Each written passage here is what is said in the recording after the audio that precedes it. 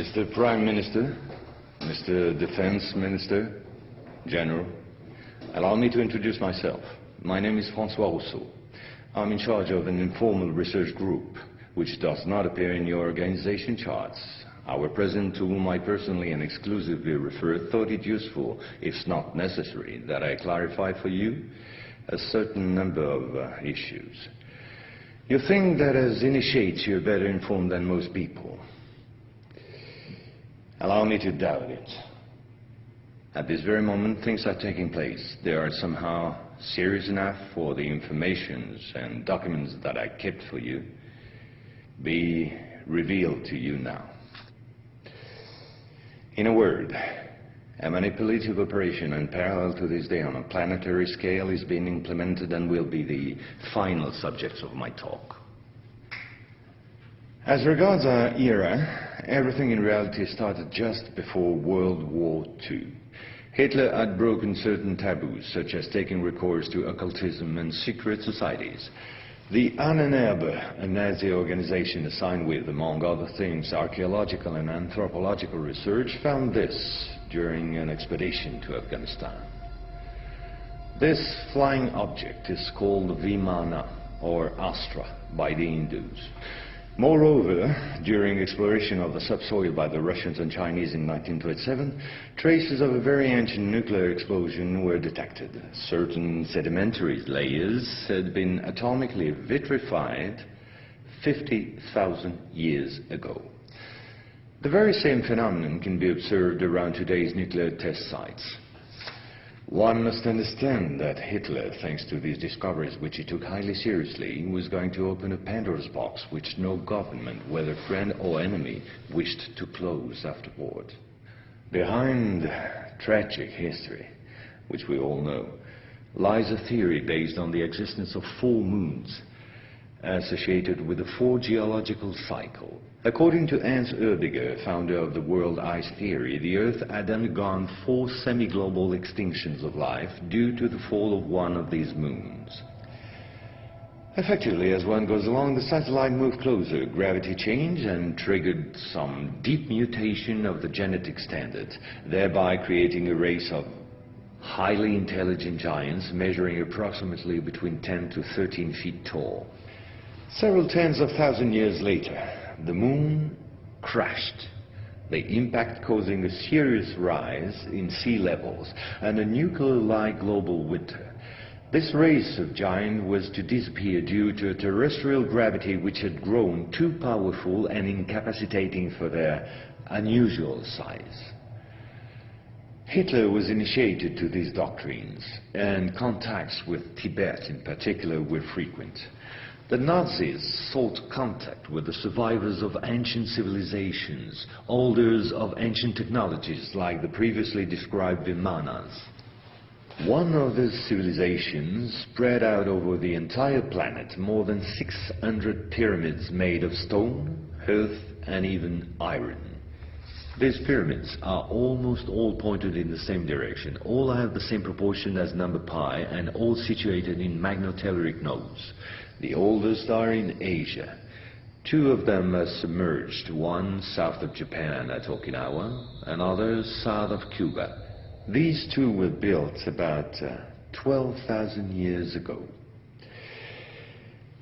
I began by this more archaeological reminder for this reason. Our civilization is the 4th of the cycle which I described previously. Yes, I know that might well hurt our pride. We're neither the first nor the last.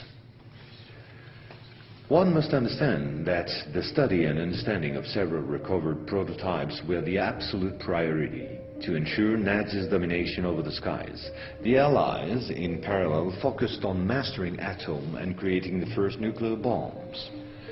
These secret bases were the center of all research supervised by the Nazis. In one of these bases worked Victor Schauberger, father of the Nazis' UFOs.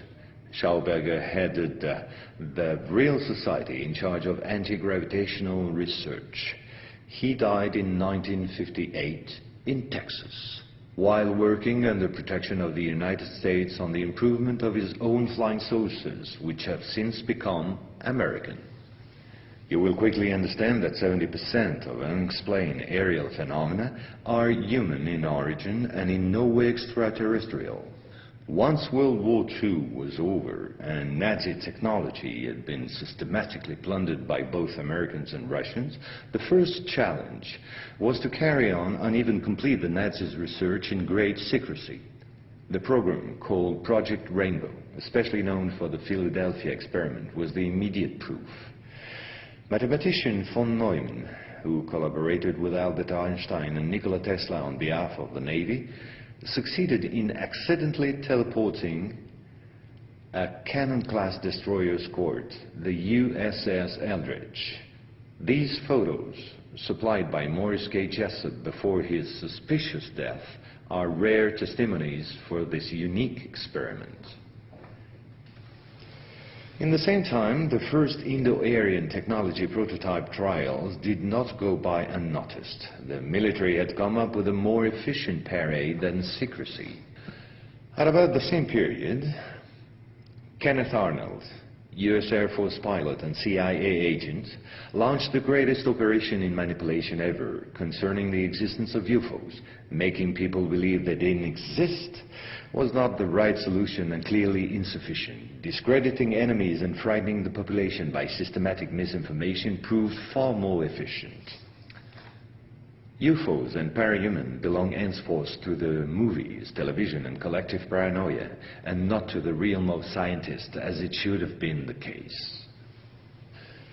In May 1947, the American Secret Services discovered the existence of an ancient terrestrial UFO secretly recovered by the Russians, which had crashed into the Altai Mountains along their border with Mongolia.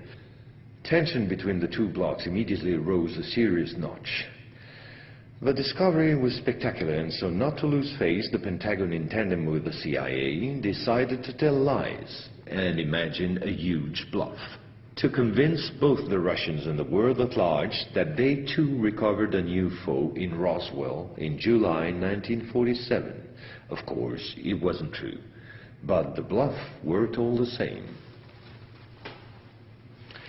In February 1949, just after the so-called Roswell incident, an UFO was photographed and filmed in Antarctica. It was the first photo of this type of a cigar-shaped object. Other appearances were then to follow in one another by cyclic waves. At the same moment, the Apollo program, headed by Werner von Braun, was in full swing, and Dr. Braun in no way favorably welcomed the demand for paranormal experiments, which nevertheless took place during certain Apollo missions. This is the last known experiment on psychic and telepathic amplification, as well as detection of psytron particles emitted by the yogi towards the Apollo capsule.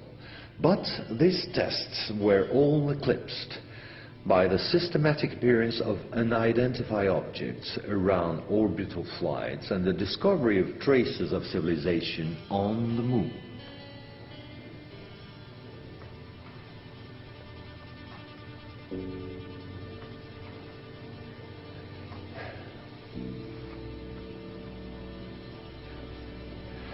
NASA had to face an avalanche of data and embarrassing proofs. The only solution was to put everything under the cloak of defense secret.